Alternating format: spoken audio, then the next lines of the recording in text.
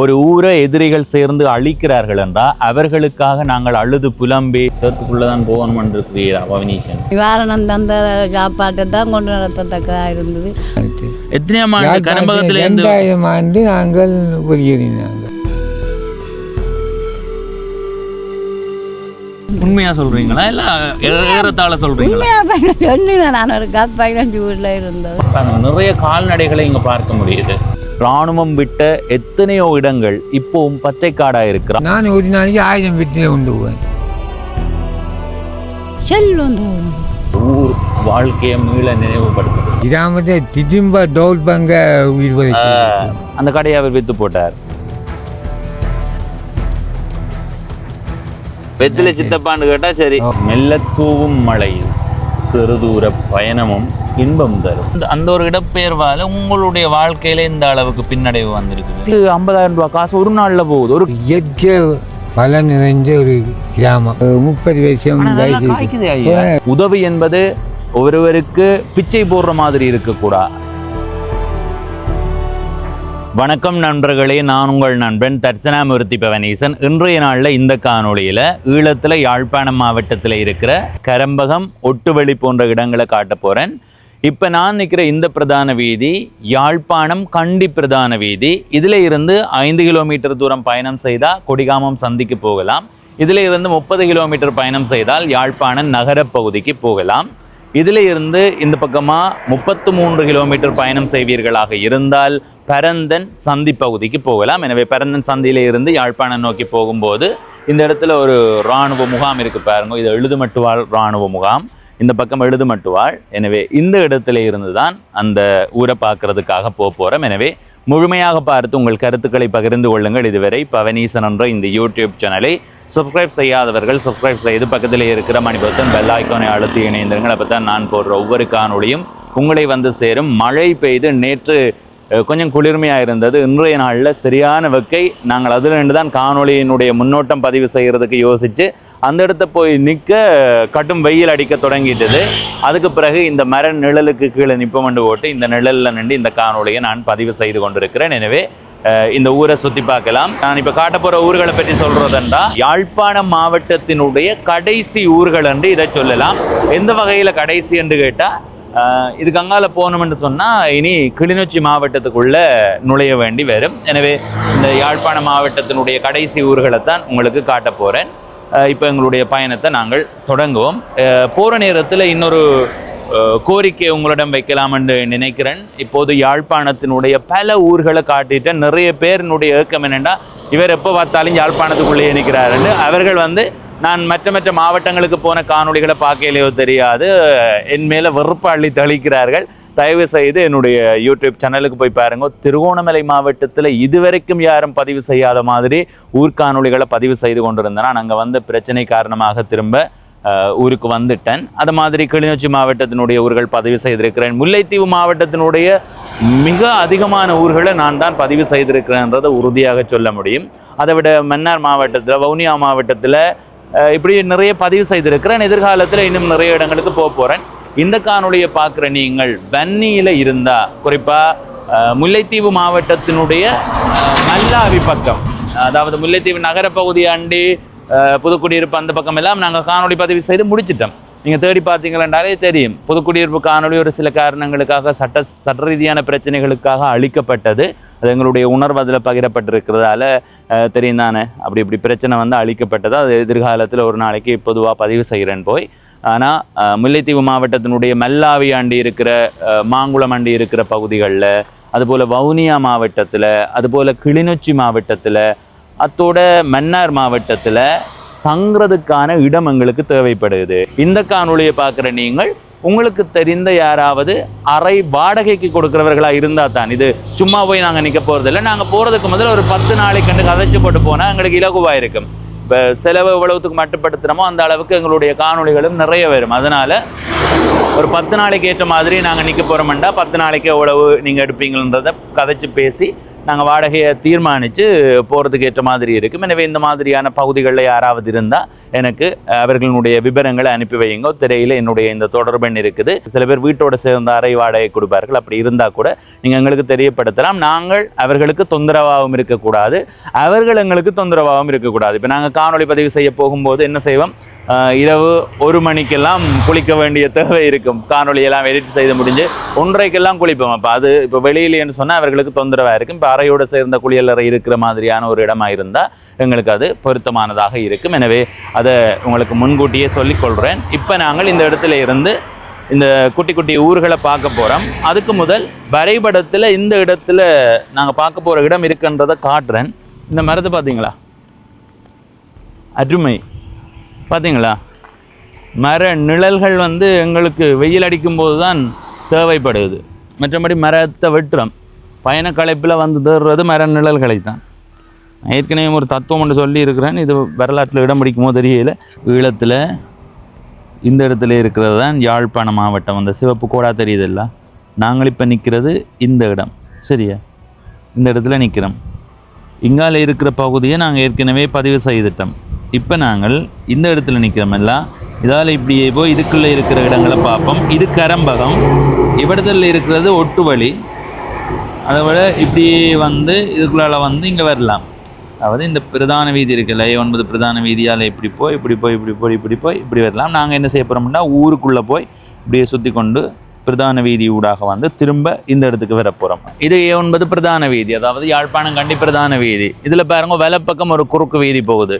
இதுக்குள்ளால் போய் உள்ளுக்கு இருக்கிற இடங்களை பார்த்து கொண்டு அப்படியே குறுக்கு ஒரு வீதி போகுது. அதால் போய் அப்படியே சுற்றி இந்த பிரதான வீதியால் இந்த இடத்துல எங்களுடைய காணொலியை நிறைவு செய்ய போகிறோம். சரி, இந்த வீதியால் போவோம். இதில் தண்டவாள கடவை இருக்குது.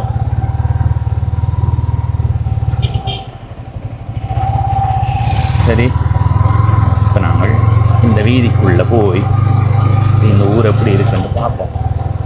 இதில் இடப்பக்கம் தான் குடியிருப்புகள் இருக்குது, வலப்பக்கம் குடியிருப்புகள் இல்லை. தென்னந்தோப்புகள் இருக்குது, இடப்பக்கம் வீடுகள் அதிகமாகவே இருக்குது. ஒரு எல்லைக்கு பிறகு வீடுகள் இல்லை. இதில் இடப்பக்கம் பாருங்க அப்படி இருக்கு. இந்த ஊரா நீங்கள்? கரம்பகமா? கதைக்கலாமா? பதிவு செய்யலாம் தானே? பதிவு. சரி, இந்த ஊருக்கு என்ன சிறப்பு? இயற்கை வளம் நிறைஞ்ச ஒரு கிராமம். நெல் இருக்கு, சாகலும் எங்கிட்ட இருக்கு. வேறு பயிர்கள் இல்லாமல் இருக்கும். ஆக மீன் மட்டும்தான் நாங்கள் விலைக்கு வந்துவோம். எதுவுமே விலைக்கு நாங்கள் இல்லாமல் எங்கிட்ட இருக்குத்தோம். அப்போ அவ்வளோ ஒரு வளம் மிக்க ஊர், ஒரு கிராமம். இயற்கை அங்கே பார்த்தீங்களா? ஓ, பார்க்கவே ஆசையாக தான். இயற்கை கொஞ்சம் ஒரு கிராமம், இயற்கை எழில் கொஞ்சம் கிராமம். இது யாழ்ப்பாண மாவட்டத்தினுடைய கடைசி அந்த ஒட்டுவழி என்று இருக்கிறது. அது கரம்பகம் ஒட்டுவழி ஒரு இஎஸ்பி. கரம்பகம் ஒட்டுவழி காயங்கடவை அந்த முறைக்கு வச்சு. அது எந்த மாவட்டத்துக்குள்ள? அதுவும் கரம்பகம் ஒரு இஎஸ்பி. சரி சரி, கரம்பகத்துக்குள்ளதான் இதெல்லாம் இருக்குது. கரம்பகத்தில் மக்களினுடைய வாழ்வியல் என்ன? அங்கே நாங்கள் விவசாயம், ஆடு மாடு வளர்ப்போம். இன்னும் மாதாளம் போல தோட்டம் இருக்குதா? நம்முடைய மருமகன் தான். மருமகனா? சரி சரி. அது எவ்வளவு காலம் செய்யப்படுது? அது 3 வருஷமே தான். அதாவது நான் எங்க கிராம வெற்றிலை தோட்டத்தில் என்ன வெற்றிலை சித்தப்பான்னு சொல்லுவாங்க. இப்ப வெற்றிலையும் தென்னங்கன்னு ஒரு வருஷம் வச்சினான். இப்ப தென்னை இப்படி இது டபுள் தென்னை. இதையும் பண்ண முடியுங்க பாத்தீங்களா? இதுல நின்றாங்க. இதை கவனிக்கலையா? கரம்பகத்தை வரவேற்கிறதே கிளை உள்ள தென்னை மரம் தான். அதே முருங்க டவுல் கிளை பனைமரம் அது பட்டு போச்சு. அருமை. இது எவ்வளவு காலமா இந்த மரம்? அதுக்கு 30 வருஷம். ஆனா கூடுதல் அந்த கிளை அந்த காய்க்கிற தன்மையெல்லாம் குறையும் இல்ல ஐயா? ஆனா இது நல்லா காய்க்குது. இந்த பக்கம் இந்த காய் தெரியுதா? வடிவா நல்ல காய். போர்க்கால பகுதியில் இந்த இடம் எப்படி? போர்க்கால பகுதியில் இதுதான். போர்க்கால பகுதியில் உசன் சந்தியிலேருந்து இஞ்சாலி ஆக்கள் வெளியிடார். சூனிய பிரதேசமாக இருந்தது இது அடங்கியிருந்தோம். அந்த நேரம் நீங்கள் இங்கே இருந்தீங்க? நாங்கள் யாழ்ப்பாணத்து. எத்தனையாம் ஆண்டு? கரம்பகத்தில் 2000 ஆண்டு நாங்கள் வெளியேறினாங்க.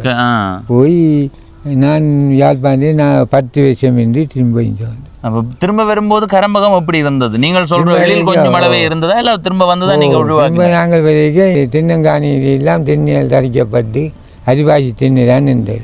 பின் நான் திருப்பி தென்னை வச்சு இப்போ பெரிய தென்னை சூழி. இந்த கரம்பகம் என்ற ஊரை இப்போ பார்க்க வடிவா இருக்குன்னா அது 10 ஆண்டுக்கு பிறகு உருவாக்கினதான். 15ஆம் ஆண்டு திரும்ப வந்த நீங்கள் இங்க 15ஆம் ஆண்டு 14 ஆண்டுல உருவாக்கினதான் இப்போ நாங்க பாக்குறது. அப்போ பழைய மாதிரி இருந்திருந்தா பழைய மாதிரி இருக்க இதை விட உப்பான் இன்னும் இயற்கை கொஞ்சம் எங்களே அழிக்கிறீங்க, எழுந்து காட்டுறோம், எழுந்து விட்டீங்க. என்ன நிறைய பேர் என்ன செய்யறாங்க, எங்க ஊர் அழிஞ்சு போச்சுது என்று சொல்லி அப்படியே கவலையோட மனம்பாடி பத்த விட்டு போயிருக்கிறது. ஆனா இந்த ஊரை பற்றி என்ன சொல்றார்கள்?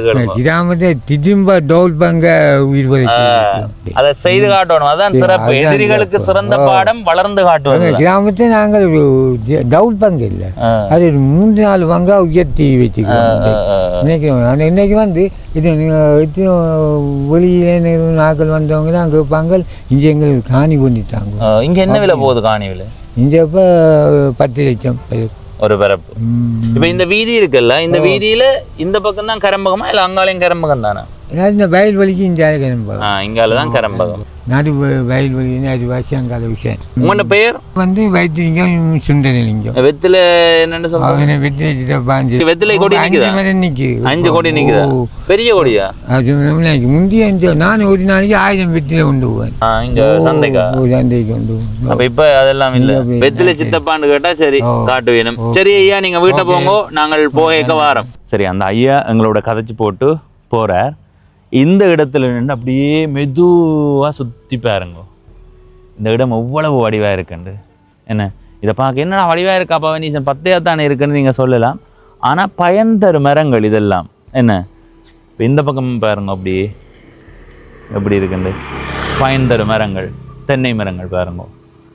அதில் நிறைய ஆடுகள் மேய்ந்து கொண்டு இருக்கின்றன. இப்படியே கீழே பாருங்க. சரியா, இந்த ஊருக்கு இதுவும் ஒரு தனிச்சிறப்பு. இந்த பக்கம் பாருங்கோ, முள்வேலிக்கங்கால நிறைய ஆடுகள் மாடுகள் மேய்ந்து கொண்டிருக்கின்றன. இந்த இந்த காணிக்குள்ளேயே நிறைய ஆடு மாடுகள் மேய்ந்து கொண்டிருக்கிறது அவதானிக்க முடியுது.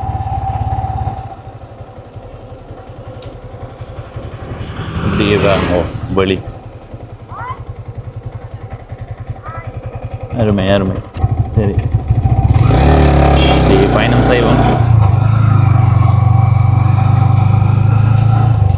முதல் இப்படியே நேர போய் வருவோம். சரியா, போய் வந்து குறுக்கு வீதிகளூடாக பயணம் செய்வோம்.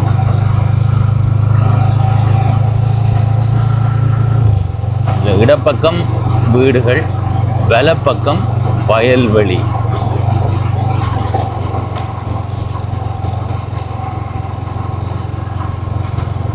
அருமை அருமை.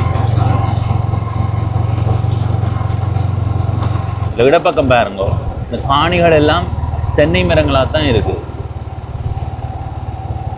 இந்த ஊரினுடைய செழிப்பே அதுதான். பத்திர மாதிரியான காணிகளே இல்லை. வீட்டை சுற்றியே 10 தென்னை மரங்கள் நிற்குது எல்லா இடங்கள்லையுமே. சரி, இப்படியே இந்த வீதியால் நேர போவோம், போய் வருவோம். போகும்போது கொஞ்சம் தூரம் வேலை பக்கத்தை பார்த்து கொண்டு வாங்க. என்னென்னா இது வயல்வெளி. இந்த வயல்வெளிக்கு அந்த பக்கம் உசன் என்ற ஊர். அதையும் ஏற்கனவே காணொலியாக பதிவு செய்திருக்கிறேன். பவனீசன் உசன் என்று தேடினா அந்த ஊர் காணொலியை நீங்கள் பார்க்கலாம்.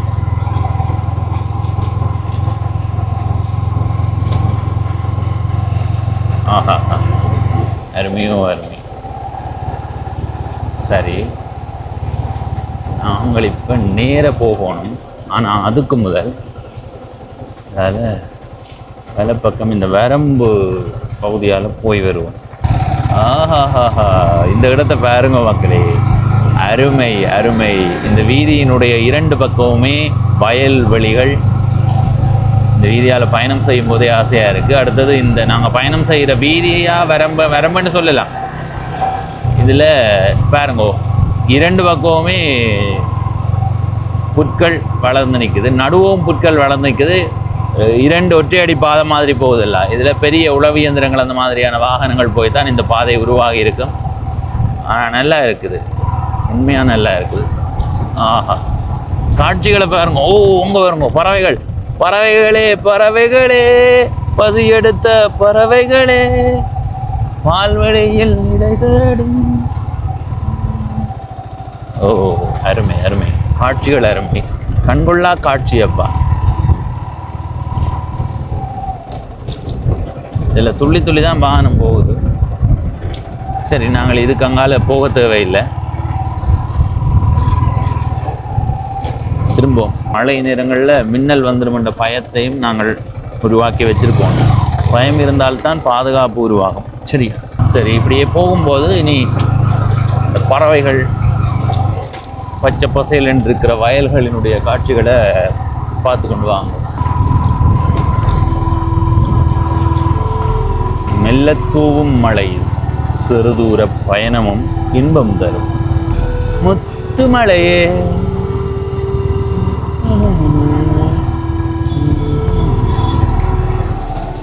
சரி மக்களே, இனி இப்படியே வெள்ளை பக்கத்தால் போவோம். வெள்ளை பக்கம் பாருங்க வீதியை. எல்லா ஊர்கள்லேயுமே வீதிகள் மோசமாகித்தான் இருக்கு.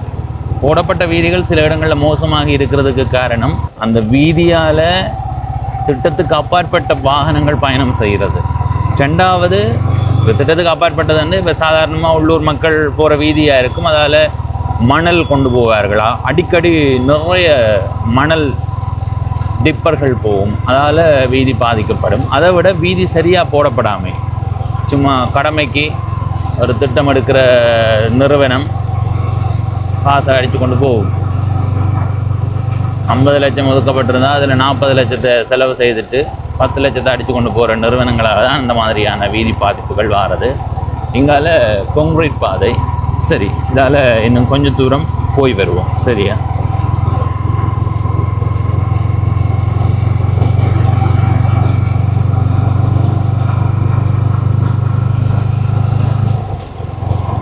ஆஹா, உண்மையாக அருமையாக இருக்குது இந்த வீதி. ஏன்னு சொல்லுவோம், 2 வகை காட்சிகளும் எங்களை மெய் சிலிர்க்க வைக்கிறது, கண்களுக்கு குளிர்ச்சி தருது.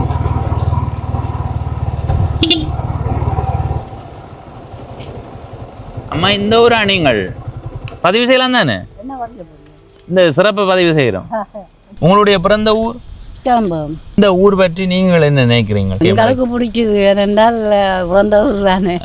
அதால தானே, இல்லை அதை விடவும் சிறப்பு இருக்கா? சிறப்புன்னு சொல்கிற அளவுக்கு கோயில், பள்ளிக்கூடம், பாடசாலை, மெயின் ரோட் ஒரு குறிப்பிட்ட தூரத்தில் இருக்குது. இயற்கையாக தென்னை மரங்கள் கூட வச்சிருக்கோம். அதான் பார்க்குற இடமெல்லாம் தென்னையும், இந்த பக்கம் வயல் என்ன மற்ற வயல் அப்படியான கொஞ்சம் வாழ்க்கைக்கு ஓரளவுக்கு கொண்டு. நீங்கள் போர்க்காலத்தில் எங்கே இருந்த? நீங்கள் 2020ஆம் ஆண்டு பங்குனி மாதம் 2000ஆம் ஆண்டு 2000ஆம் ஆண்டு பங்குனி மாதம் வெளிக்கிட்டு நாங்கள். சரி, வெளிக்கிட்டு 13 நீங்கள் இருந்து போக வேண்டி வந்தது அந்த நேரம்? செல் வந்து நம்ம வந்து பிரச்சனைப்படுவாங்க. வீடு ஒன்று விளைச்சி இப்போ வந்து தமக்களை கையில் இருந்தது. அதாட்ட வீடு அது அக்காவுக்கு கொடுத்தது தான். நாங்கள் எல்லாருமே தான் அந்த வீட்டில் தான் இருந்த நீங்கள் எல்லாரும் இருக்கேக்கான் செல் வந்து. சரி, இங்கே உயிரிழப்புகள் அப்படி பதிவாகினது அந்த நேரம்? எல்லாம் மக்களை எச்சரிக்கையோட போட்டினோம். எல்லாரும் முன்னுக்கு போயிட்டு. சரி, இங்கே இருந்து 2000 ஆண்டு போனீங்கள் எல்லாம். போய் எங்கே இருந்த நீங்கள்? மானிப்பாயில் இருந்த நாங்கள். சரி, மாமாண்ட மகள்.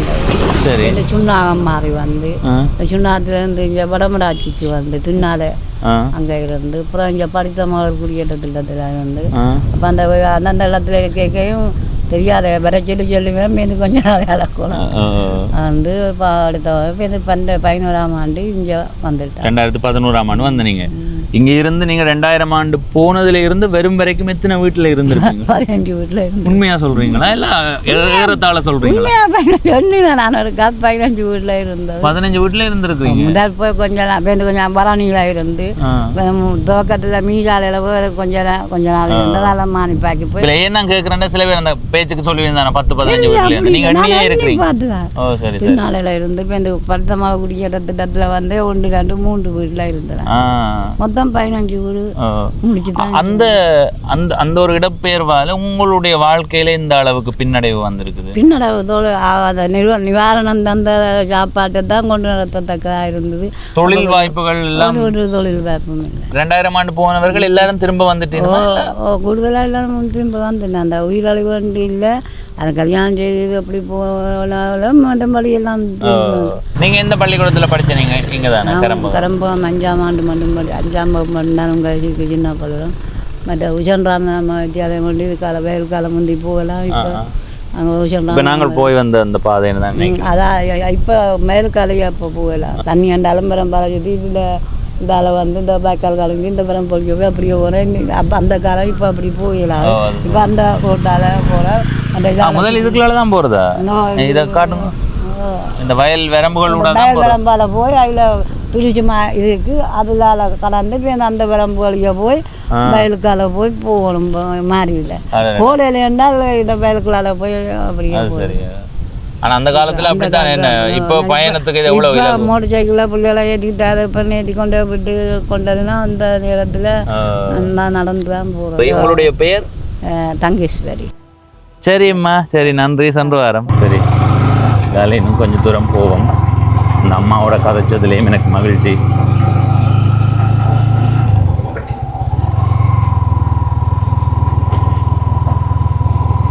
அதில் இந்த பக்கம் போகிற வீதியால் போகணும். நாங்கள் அதுக்கு முதல் நேராக போய் வருவோம். சரியா?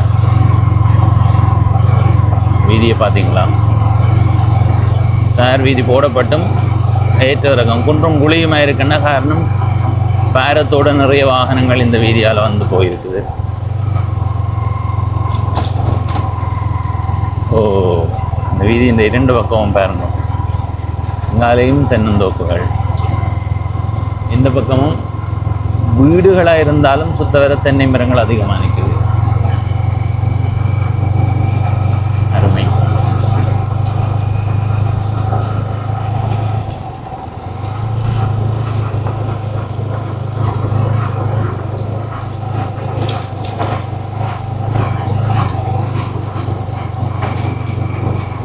சரி, இந்த வயல்வெளிக்கு அங்கால விடத்தற்பளை. இந்த வயல்வெளியும் விடத்தற்பளைக்குள்ளே தான் வருது. நாங்கள் ஏற்கனவே இந்த ஊருக்கு வந்து காணொளி பதிவு செய்து நாங்கள் விடத்தற்பளை பவனீசன் தேடுங்கோ அல்லது பவனீசன் விடத்தற்பளை என்று தேடுங்கோ, அந்த காணொளி வரும், பார்க்கலாம். ஒரு பயனுள்ள காணொளியாக இருக்கும். இப்போ நாங்கள் இதோடு திரும்ப போக போகிறோம். சரியா? இதில் பாருங்க வாய்க்கால். சரி, இனி இப்படியே இந்த வீதியால் போய் வலப்பக்கம் திரும்புவோமே. சரி, திரும்ப வந்து இதில் வலப்பக்கம் போகிற வீதிக்குள்ளே போகிறோம். இந்த வீதியை பாருங்க. வீதியினுடைய 2 பக்கமுமே நல்ல சோலையாக இருக்குது. இந்த வீதியும் சிறப்பாக தான் இருக்கும். மணல் வீதி நல்ல நிழலாக இருக்குது மக்களே. ஆஹா, என்னதான் வெயில் அடித்தாலும் வெக்க தெரியல. அண்ணன் நல்ல காலம்.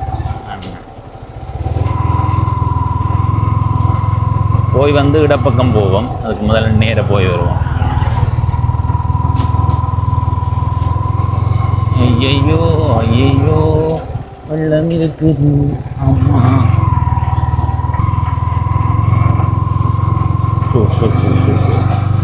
வீதியை பாருங்க. வீதி வீதி வீதி புதைக்குது.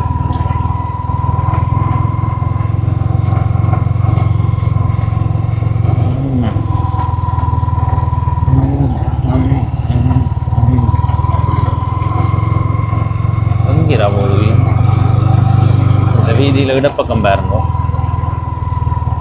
பனை மட்டையால் வேலி போடப்பட்டிருக்குது. உண்மையிலேயே நல்லா இருக்குது இந்த பகுதி. இந்த ஊர் வாழ்க்கையை மீள நினைவுபடுத்துது. கூடுதலாக இப்படி தான் இந்த எல்லாருடைய வீட்டு வேலையும் இருக்கு. இப்போ அப்படி இல்லை.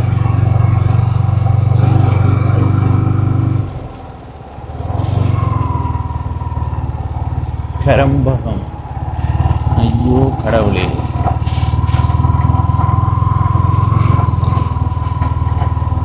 இது அங்கே பாதைக்கு போகும்போது எல்லாம் பார்ப்போம். அதுதான்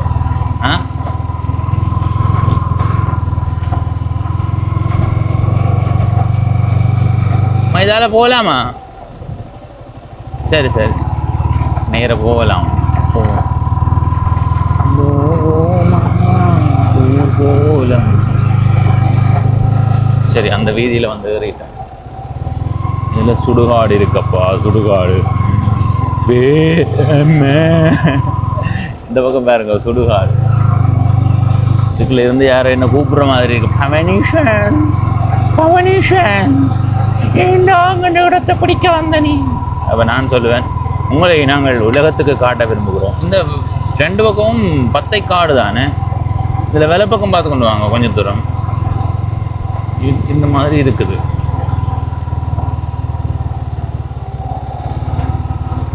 சரியா? இனி இப்படி நேர போவோமா?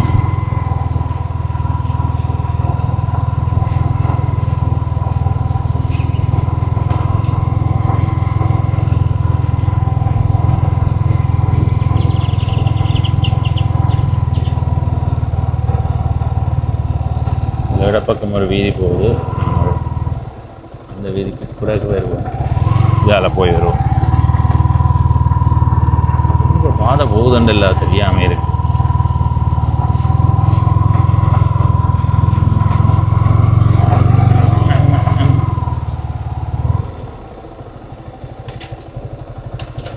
இதால் இடப்பக்கம் போகுது. சரி, பாதை எங்கே போகுதுன்னு அவர்கள் எங்களை பார்த்து வந்த பின்னுக்கு வர இவங்க எங்கேடா இதுக்குள்ளே போகிறாங்கன்னு யோசிக்கணும் போல இருக்குது. இதால் போவோம். இந்த பக்கம் வயல்வெளி என்று தான் நான் நினைக்கிறேன். இப்போ அந்த வயல்வெளியை காட்டணும் இல்லை, நாங்கள் ஏற்கனவே காட்டின வயல்வெளி உசன் அல்லது விட தொற்பாலைக்குள்ளே வருது. சரி, இப்போ நாங்கள் என்ன செய்வோம்னா, இப்போ பாருங்க, இது புதஞ்சு கீழே வந்துடும். அதுக்கு முதல் இதை தாண்டி போய் அந்த வயல்வெளியை பார்த்து கொண்டு வருவோம். அண்ணா மன்னிச்சு கொள்ளுங்க, இடத்தை பார்க்க தான் வந்து நாங்கள் வாங்கோ. ஓ, இந்த பக்கம் அப்படியே வயல்வெளி தான். ஆகப்பெரிய வயல்வெளி என்று சொல்ல முடியாத ஒரு அளவான வயல்வெளி. இந்த பாருங்கோ, இந்த காட்சியை பார்த்து ரசியுங்கோ.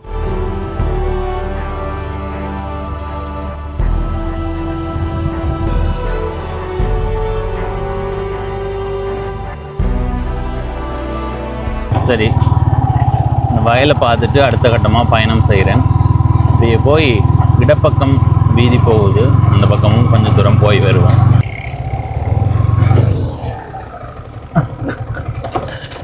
நல்ல காலம்டாப்பா, நல்ல காலம்.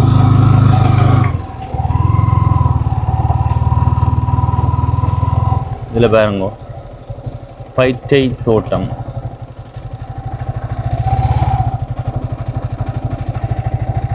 பைட்டே தானே, இல்லை வேறு தானே இல்லையா?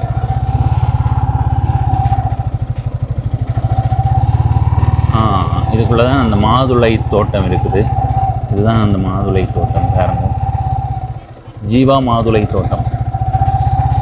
சரியா?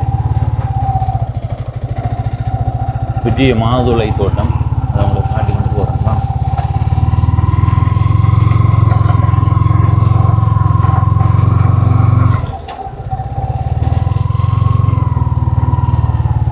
அதே மாதிரி இடப்பக்கம் பாருங்க, டிராகன் பழம் இப்போ தான் உற்பத்தி செய்யப்படுது, இப்போ தான் நடப்பட்டிருக்குது. எதிர்காலத்தில் பெரிதாக வரும். மாதுளை தோட்டத்துக்குள்ளுக்கு போக வேண்டிய தேவையில்லை. என்னென்னா, நிறைய பேர் ஏற்கனவே பதிவு செய்திருக்கிறார்கள். ஒரே இடத்தை திரும்ப திரும்ப திரும்ப பதிவு செய்து உங்களை சலிக்க வைக்க நான் விரும்பவில்லை. இருந்தாலும் உள்ளுக்கு போய் மேலோட்டமாக பார்த்தா நல்லந்தான். பார்ப்போம். வேலை பக்கம் பாருங்க, மாதுளை தோட்டம் பெரிய தேசத்துக்கு வச்சுருக்கீங்க.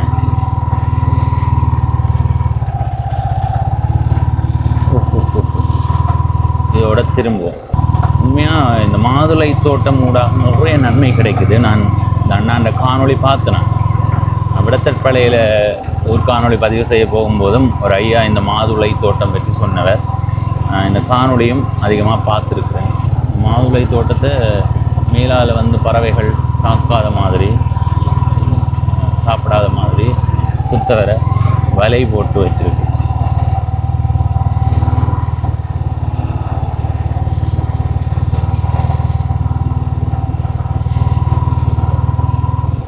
சரி, அது பூட்டி கிடக்கு. அடுத்த கட்டமாக போவோம். சரியா? சரி, இதால் நேர போவோம். நான் இப்போ சொன்னால் இல்லை, அங்கே போய் வந்து இதால் போவோம். அந்த பக்கம் போகிறேன். நிறைய கால்நடைகளை இங்கே பார்க்க முடியுது. இந்த ஊர் உண்மையிலேயே தன்னிறைவான ஊர். அந்த ஐயா ஏற்கனவே சொன்னவர் இல்லை, மீன் மட்டும்தானா தாங்கள் வாங்குவோம், மற்றபடி எதுவும் வாங்க வேண்டிய தேவை இல்லையா, எல்லாமே இருக்குது. அதில் பயிற்றை தோட்டம் காட்டினான், அப்படி காய்கறி தோட்டங்கள் இருக்குது, தென்னை மரங்கள் இருக்குது, வயல் இருக்குது. என்ன தட்டுப்பாடு இந்த ஊருக்கு ஒன்றுமே இல்லை.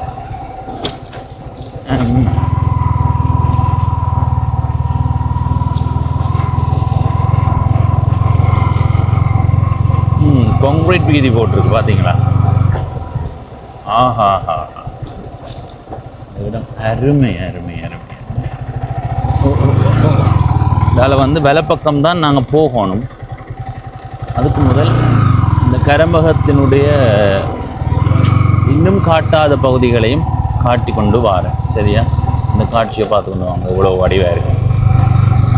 ஒரு குளம் அருமையாக இருக்கு.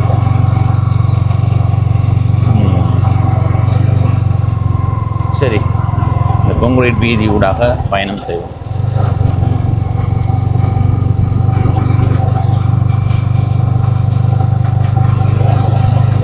இந்த இடப்பக்கம் பாருங்க, தென்னந்தோப்பு.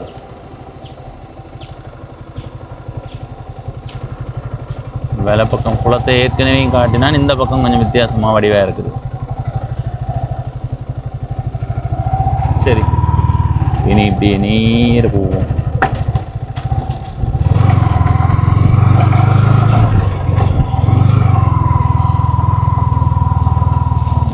வலப்பக்கம் ஒரு வீதி போகுது, ஆனால் இந்த அளவுக்கு பாதை போகையில் தொடர்ச்சியாக. அங்கே பாருங்கள், இதுக்குள்ள தோட்டங்கள், பயிற்றை, அதோட ஒவ்வொரு வகையான தோட்டங்கள் எல்லாம் இருக்குது.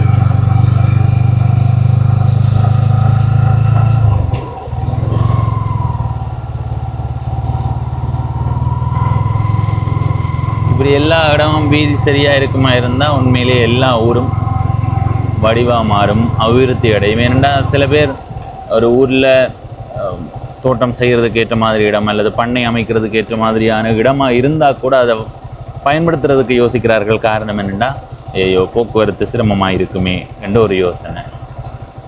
சரியா? இதில் இடப்பக்கம் தொடர்ச்சியாக தென்னந்தோப்பு தான். கரம்பகமும் ஒரு தனி அழகப்பா.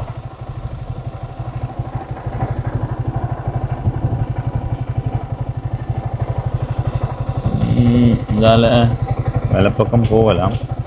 அதுக்கு முதல் நாங்கள் இதுக்குள்ளால் போவோம். சேத்துக்குள்ளே தான் போகணுமென்று இருக்கிறீரா பவினீஷன்?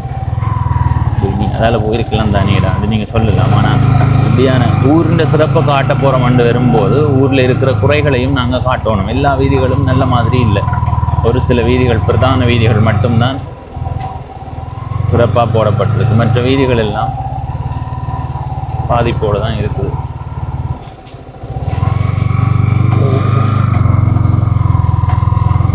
இதில் இடப்பக்கம் பாருங்க, வீட்டோட ஒன்றுக்கு மாமரங்கள் நிறைய நடப்பட்டிருக்குது. நிறைய மாமரங்கள் இப்படி எல்லாரும் அதை பயன்படுத்தி கொள்ளணும். நாங்கள் எல்லாரும் என்ன யோசிக்கிறேன்டா, என்னையும் சேர்த்து தான் சொல்கிறோம். முன்னுக்கு வழியாக இருந்தால் தான் நல்ல மண்டு, முன்னுக்கு நல்ல நிழலாக இருக்கணும், அப்போ தான் வடிவாக இருக்கும். ஓ, இதில் ஒரு வீடு பாருங்க எப்படி இருக்குன்னு. சேதப்பட்டு போய் கைவிடப்பட்ட நிலையில் இருக்குது. 2000ஆம் ஆண்டு இங்கே இருந்து மக்கள் வெளியேறினவர்களாம். பிறகு 2011ஆம் ஆண்டு தானே வந்திருக்கிறார். 11 ஆண்டுகளுக்கு பிறகு அந்த வீதி நாங்கள் போகணும். நாங்கள் போகிறதுக்கு முதல் இந்த பக்கம் போயிடுவோம்.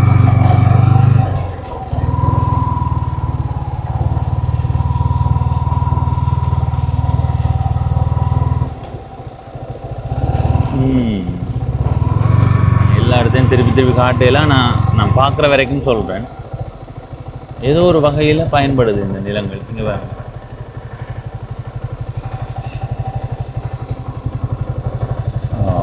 நேர பாருங்க மலையில இருந்து கீழே போகிற மாதிரி இருக்குது. மலையா தம்பி பவனீசன் இதுன்னு கேட்டால் ஏற்றம். ஒரு ஏற்றத்தில் இருந்து கீழே இறங்கி போகிறோம்.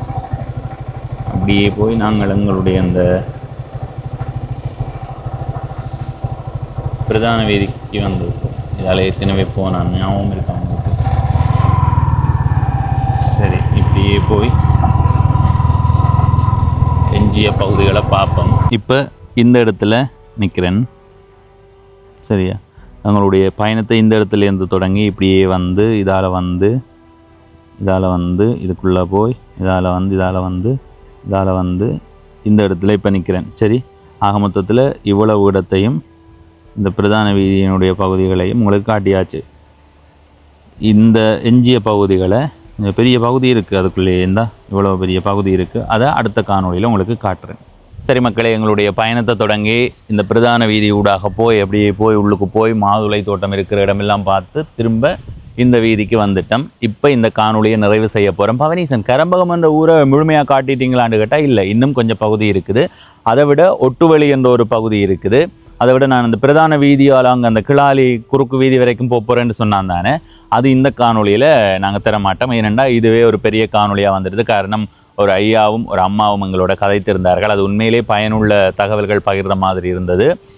அந்த ஐயா கதைக்கும் போது எனக்கு உண்மையிலேயே அப்படித்தான் இருக்கணும் என்ற ஒரு எண்ணம் வந்தது. ஏனெண்டா ஒரு ஊரை எதிரிகள் சேர்ந்து அழிக்கிறார்கள் என்றால் அவர்களுக்காக நாங்கள் அழுது புலம்பி எங்களை அழிச்சு போட்டார்கள் என்று மனமுடைந்து போய் இருக்கிறத விட, அவர்கள் என்னடா இது இவங்களை அழிச்சம் பாருங்கடாப்பா திரும்பவும் எழுந்து நிற்கிறாங்களென்று அவர்கள் யோசிக்கிற மாதிரி அந்த ஊர்களை மாற்றிக்கொள்ளணும். அப்படியான ஒரு மாற்றம் இந்த ஊரில் நிகழ்ந்திருக்கிறதாக அந்த ஐயா சொல்லியிருக்கிறார். உண்மையிலே பார்க்கும்போது நிறைய இடங்களில் வந்து தோட்டங்கள் செய்கிறார்கள். அதை விட மாதுளை தோட்டம் இருக்குது, அதை விட தென்னை மரங்கள் அதிகமாக இருக்குது. ஏற்கனவே அந்த ஐயா கதைக்கும் போது சொல்லியிருந்தார், போய் வரும்போது நிறைய தென்னை மரங்கள் தரைக்கப்பட்ட நிலையில் இருந்தது. ஆனால் இப்போ திரும்ப தென்னை மரங்களை சில இடங்களில் வைத்திருக்கு. ஏற்கனவே இருந்த தென்னைகளும் இருக்குது, ஆனால் தரைக்கப்பட்ட இடங்களுக்கு திரும்பவும் தாங்கள் தென்னை வைத்து அந்த இடத்தை சிறப்பாக மாற்றி இருக்கிறதா சொல்லியிருக்கிறார். ஏற்கனவே இருந்ததை விட 2 மடங்கு இந்த ஊரை சிறப்பாக மாற்றி இருக்கிறார்கள் என்ற ஒரு மகிழ்ச்சியை அந்த ஐயா எனக்கு சொல்லியிருந்தார். அதை கேட்கும்போது எனக்கு மகிழ்ச்சியாக இருந்தது. இந்த காணொளியை பார்த்து கொண்டிருக்கிற நீங்கள் முடிந்த அளவு உங்களுடைய ஊர்களை சரியான முறையில் பயன்படுத்தி கொள்ளுங்க. இராணுவம் விட்ட எத்தனையோ இடங்கள் இப்போவும் பச்சைக்காடாக இருக்கு. இராணுவம் விடுவதற்கு முன்பு இராணுவம் எங்களுடைய நிலத்தை பிடித்து வைத்திருக்கிறது என்று இராணுவத்துக்கு எதிராக கதைத்த நாங்கள் இன்றைக்கு அந்த காணியை பத்த விட்டுட்டு இருக்கிறோம். எனவே இந்த காணொளியை பார்க்குற நீங்கள் உங்களுடைய ஊர் எங்கே இருந்தாலும், பலாலியா இருக்கலாம், பயாவளானா இருக்கலாம், எந்த ஊராக இருந்தாலும் அந்த ஊரில் ஏதாவது ஒரு பண்ணை அமையுங்கோ. இப்போ பண்ணை தொழில்ன்றது தொடர்ச்சியாக வருமானம் தரக்கூடியது. மாதுளை தோட்டம் வருமானம் தரக்கூடியது, டிராகன் வருமானம் தரக்கூடியது, முந்திரிகை வருமானம் தரக்கூடியது, புகையிலை வருமானம் தரக்கூடியது. உங்கள்கிட்ட ஒரு 25 பரப்பு காணி இருக்குண்டா அதில் ஒரு 5 பரப்பை உங்களுடைய தோட்டத்தை பராமரிக்க வாரவருக்கு குத்தகைக்கு செய்ய கொடுங்க, சும்மா கொடுங்க. நீங்கள் இதை செய்யலாம், அதுக்காக எழுதி கொடுக்க சொல்லல. நீங்கள் இந்த தோட்டத்தில் நீங்கள் ஒரு 1000 கண்டை செய்து கொண்டு மிச்சம் 5000 கண்டை எங்களுக்கு செய்து தரணும். அதுக்கு உங்களுக்கு சம்பளமும் தருவேன் சொல்லணும். ஏனெண்டா இப்போ எல்லாருமே யோசிக்கிறது, ஏன் நாங்கள் ஒரு நாள் சம்பளத்துக்கு போய் நின்று எங்களுடைய வாழ்க்கையை பின்னோக்கி கொண்டு போகணும், நாங்கள் போனால் ஒரு பயன் இருக்கணும் யோசிக்கிறார்கள். எனவே நீங்கள் ஒரு 25 பரப்போ அல்லது 30 பரப்போ வச்சிருக்கிறீங்களா, அதில் ஒரு 4 பரப்போ 3 பரப்போ 5 பரப்போ கொடுக்கறதால உங்களுக்கு எந்த அளவுக்கும் பின்னடைவு வராது. நீங்கள் யோசிச்சு பாருங்க, நிறைய தொழில் செய்து நிறைய முன்னேற்றத்தை நோக்கி போகணும், நல்லா உழைக்கணும் என்று யோசிக்கிறீங்க. அதே மாதிரி ஒவ்வொருவரும் யோசிப்பார்கள். உங்களுடைய தோட்டத்தை பராமரிக்க வரவர்களுக்கு அந்த வாய்ப்பை உருவாக்கி கொடுங்க, அது நல்லதுன்றதை இந்த இடத்த பதிவு செய்து கொள்கிறேன். நிறைய பேர் என்ன சொல்கிறார்கள்னா, நாங்கள் காணியை விற்கிறதுக்கு வச்சிருக்கிறோம். விற்கிற காணி இப்போ இன்னொரு கொஞ்சம் காலம் இருந்தால் காணி விலை கூடும் யோசிக்கிற நீங்கள் அதை இன்னும் பல மடங்கு விலை கூட விற்கிறதுக்கான முயற்சியை எடுக்கலாம். மாஞ்சோலைகளை உருவாக்கலாம், தென்னந்தோப்புகளை உருவாக்கலாம். இப்படி பயிர்கள், அதாவது நிரந்தர பயிர்களை உருவாக்கி அதோடு சேர்த்து விற்கும்போது அதனுடைய விலை வேறு. எனவே அதை புரிஞ்சு கொண்டு உங்களுடைய முயற்சிகளை முன்னெடுங்கோ. அதில் நிறைய பேருக்கு வேலை வாய்ப்பு கிடைக்கும். நாளுக்கு நாள் 5000 10,000 50,000 20,000 என்று கொடுத்து கொண்டிருந்த என்ன பயன்? நீங்கள் கொடுக்குற காசு நாளைக்கு இல்லாமல் போடும், நாளைக்கு அதை மறந்துடுவார்கள். எனவே நீங்கள் ஒரு வேலையை உருவாக்கி சம்பளம் கொடுக்கும்போது அந்த சம்பளம் அவர்களுக்கு உழைப்பின் ஊடாக உண்மையிலே வேலைக்கு வரவர்கள் தங்களுடைய குடும்பத்தில் அக்கறை கொண்டவர்களாக இருப்பார்கள். உங்களுடையிலிருந்து உதவியை எதிர்பார்ப்பவர்கள் எப்போ இன்னொருவர் உதவி செய்வார் என்ற மனநிலையோடு இருக்கக்கூடியவர்கள். சம்பளத்தை எதிர்பார்க்கிறவர்களுக்கு வேலை வாய்ப்பை கொடுங்கோ. அதன் மூலமாக நீங்கள் ஒரு ஆளுக்கு உதவணும் என்ற மன திருப்தியை உருவாக்கி கொள்கிறீங்கள். அதை விட நீங்கள் கொடுக்குற 50,000 ரூபாய் காசுக்கு உங்களுடைய காணி நல்லா இருக்கின்ற ஒரு திருப்தியும் உங்களுக்கு இருக்கும். எனவே இதை செய்யாமல் ஒரு ஆளுக்கு கடையை போட்டு கொடுத்துட்டு கடையை விற்று போட்டார்.